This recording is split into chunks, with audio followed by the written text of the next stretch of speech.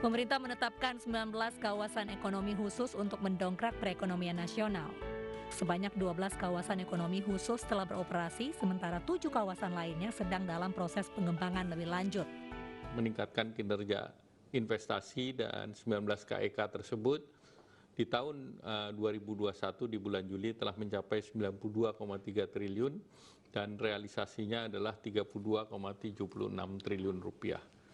Hingga Juli ini telah terdapat 166 pengusaha ataupun investor yang telah menanamkan modal di KEK dan menciptakan lapangan kerja sebanyak 26.741 orang secara langsung.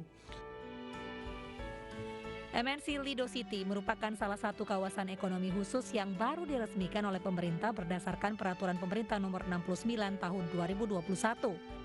Dibukanya kawasan ekonomi khusus pariwisata seluas 1.040 hektar dengan berbagai objek wisata ini akan menarik kedatangan jutaan pengunjung dan membuka ribuan lapangan kerja serta mendongkrak devisa negara. Tim Liputan iNews melaporkan. Pemirsa, 3 jenazah korban kecelakaan jatuhnya pesawat Rimbun Air dievakuasi ke Timika, Papua. Kotak hitam yang ditemukan Rabu malam juga dibawa ke Timika untuk diteliti.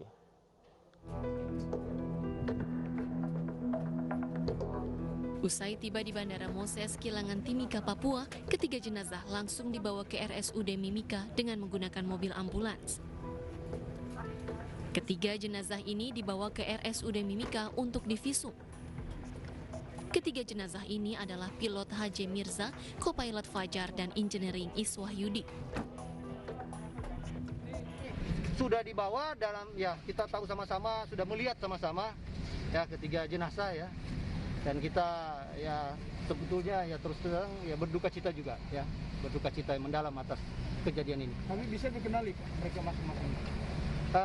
Informasinya bisa dikendali. Selain 3 jenazah, kotak hitam juga dibawa ke Timika untuk diteliti hari ini. Sebelumnya tim SAR gabungan telah menemukan kotak hitam pada Rabu malam. Pesawat Rimbun Air PKOTW jatuh di Gunung Wabu, Sugapa, Kabupaten Intan Jaya, Papua. Badan pesawat ditemukan berada di jurang. Pesawat ditemukan di ketinggian 400 meter Gunung Wabu. Berdasarkan pengamatan dari helikopter, pesawat dalam kondisi terbakar dan hancur. Titik jatuhnya pesawat berjarak 3,4 km dari Bandara Bilogai ke arah distrik Homeyo dan dari pos Bilogai Satgas Yonif 501 berjarak 2,2 km. Dari Timika, Papua, Nathan Making, iNews melaporkan. 3 orang tewas sementara 6 orang lainnya luka-luka setelah kendaraan minibus yang mereka tumpangi mengalami kecelakaan. Mobil menabrak pembatas jalan tol Trans Sumatera Lampung setelah pecah ban dan menabrak pembatas jalan tol Trans Sumatera Lampung.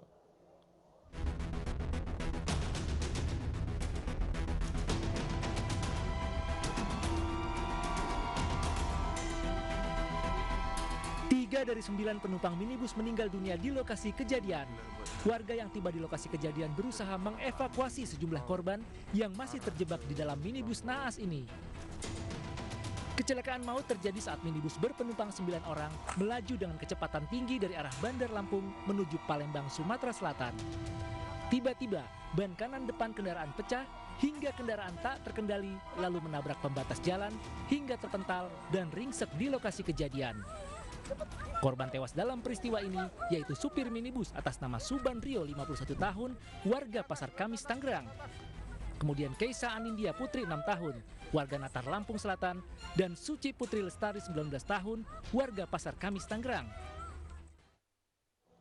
Pemirsa, Presiden Joko Widodo meninjau langsung kegiatan vaksinasi di Aceh. Jokowi berangkat melalui Pangkalan TNI Angkatan Udara Halim Perdana Kusuma, Jakarta. Setibanya di Aceh, Jokowi meninjau kegiatan vaksinasi masyarakat dari rumah ke rumah di Desa Lombro Bilo. Selain itu, Jokowi juga meninjau vaksinasi bagi para pelajar dan santri yang digelar di Pondok Pesantren Dayah Istiqmatuddin Darul Mu'arif, Aceh Besar. Jokowi juga melakukan video conference dengan sejumlah pesantren di tanah air yang menggelar vaksinasi COVID-19 secara serentak. Vaksinasi door to door ini kita lakukan untuk lebih memberikan pelayanan kepada masyarakat secara langsung karena dari pintu ke pintu karena vaksinasi ini merupakan salah satu kunci untuk menghambat penyebaran COVID-19 dan kita harapkan dengan percepatan vaksinasi penyebaran COVID-19 ini laju penyebarannya bisa kita kendalikan. Untuk memuliakan serta mengurangi beban ekonomi para dai, aksi cepat tanggap atau ACT akan gelontorkan 1 miliar rupiah. Uang itu akan dibagikan dalam bentuk gaji bulanan kepada 1.000 dai di bawah Majelis Ulama Indonesia.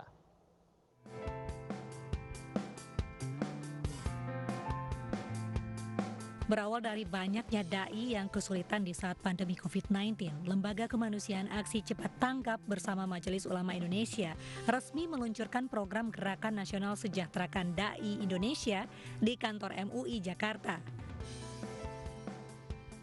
Dalam program ini aspek ekonomi menjadi perhatian utama. Untuk itu, ACT akan menyiapkan dana sebesar 1 miliar rupiah per bulan untuk menggaji para dai di bawah Majelis Ulama Indonesia sebagai solusi nyata atas permasalahan yang dialami.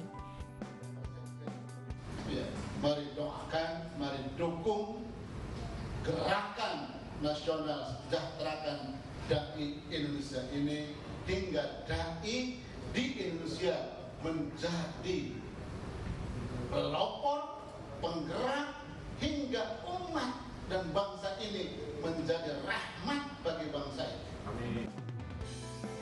Sementara Ketua MUI Khalil Nafis mengapresiasi dan menyambut baik gerakan ini.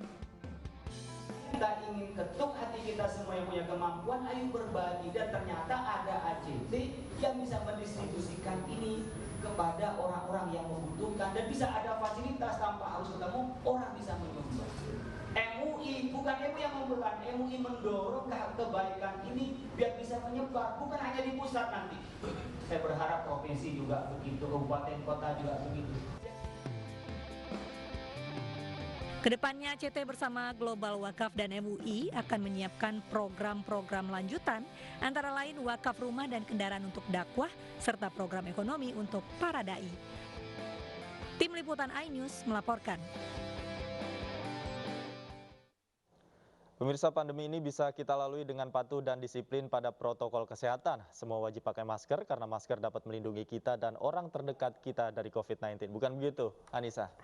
Gunakan masker secara benar dan ajak keluarga serta orang sekitar melakukan hal yang serupa. Salam sehat. Dan pemirsa, usai sudah kebersamaan kita dalam iNews sore hari ini, mewakili teman-teman yang bertugas, saya Anissa Dasuki. Dan saya Davi Pratama pamit undur diri. Terima kasih atas kebersamaan Anda. Selamat sore dan sampai jumpa.